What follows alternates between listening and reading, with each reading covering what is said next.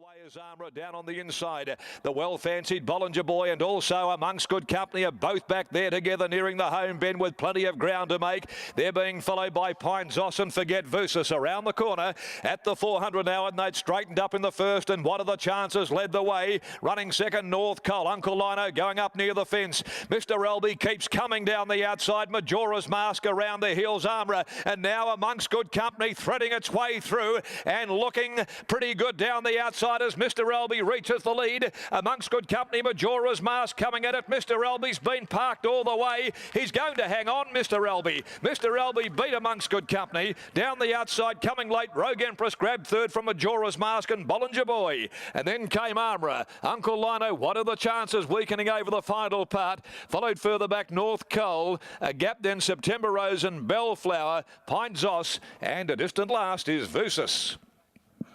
Number 2 is the winner, Mr. Elby, in a grand effort. Half-brother, of course, to Belmont Girl. Mr. Elby has pulled out his best performance by far and away.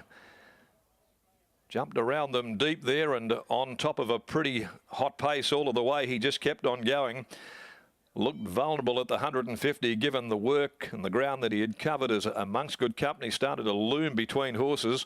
Rogue Emperor snatching third ahead of Majora's Mask and Bollinger Boy, but they were no match for Mr. Elby.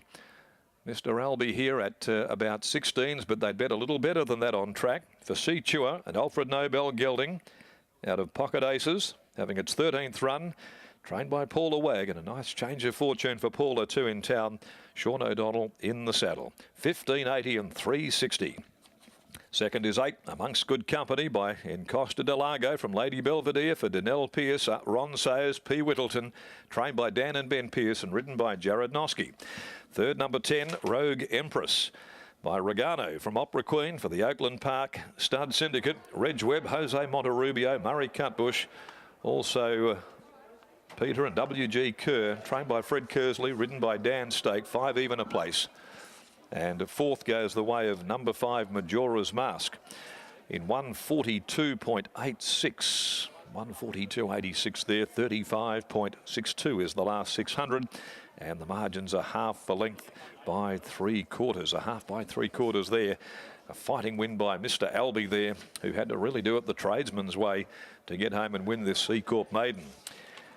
Next on the card, the running of the Amelia Park Lamb Handicap over 1200, due at 2:34. Jared Noski rides number 4, Queen Tory. Number 10's out, Perfect Dream. Changes there to the second for the day. Well, this was gritty to say the least, to hold on and take out the first, opening up his winning account, Mr. Elby today.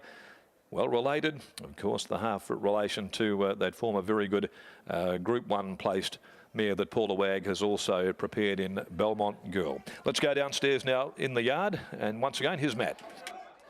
Thanks, Darren. I'm joined by Paula Wag to talk about Mr. Elby. Well, that's your first city winner for the season and this galloper's first career win. That's the way to do it. Yeah, we've come in style, haven't we? Just talk us through your thoughts on the run. Well, actually, during the race, I thought he had no hope. Where he was 3 wide and facing the breeze, but he is a one-pace sort of horse, and I think he's shaping as a good stayer.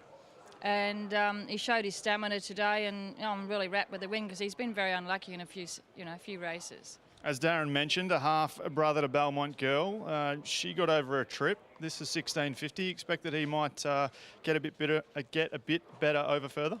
Yeah, he's already raced over 2,000 metres and shown a bit of form, because we were sort of setting him towards a derby last year and then it just didn't quite work out. So, yeah, I think that's the way we're going to go with him this prep. Well done on the win. Broke the duck, and first city winner for the season for you. Well done. Thank you very much. Paula Wag there, winning trainer as Mr. Elby gets home a winner. That was start number 13 out there today for win number 1. Has locked in 2 second placings prior to today. And this campaign was 6 to 10 at Northern back on the 14th of September, and then 9th of 11 at Northern on the 25th of September. As Paula mentioned, was pretty luckless in both of those runs. Didn't get a great deal of luck here today either, but just proved too good for his rivals. He's a 4-year-old, Gelding by Alfred Noble out of Pocket Aces, and I'm sure Sean O'Donnell was pretty pleased with this performance as he comes to weigh in now. We'll grab Sean in just a second to get his thoughts. Mr. Albie, a half-brother to Belmont Girl, as mentioned. Sean, thanks for joining us. A nice way to start the day.